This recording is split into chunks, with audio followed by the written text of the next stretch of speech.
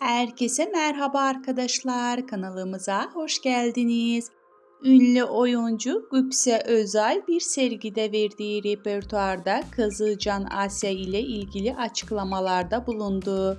Barış Arduç'la olan evliliğinden adından söz ettiren Güpse Özay, kızı Can Asya'nın kendisinden ve eşinden hangi özelliklerini almasını istediği yönünde sorulan sorulara cevap verdi. Ünlü oyuncu Özay benim çalışkanlığımı alsın, merakımı alsın, müziğimi alsın, hayal gücümü alsın, babasından her şeyini alsın cevabını verdi.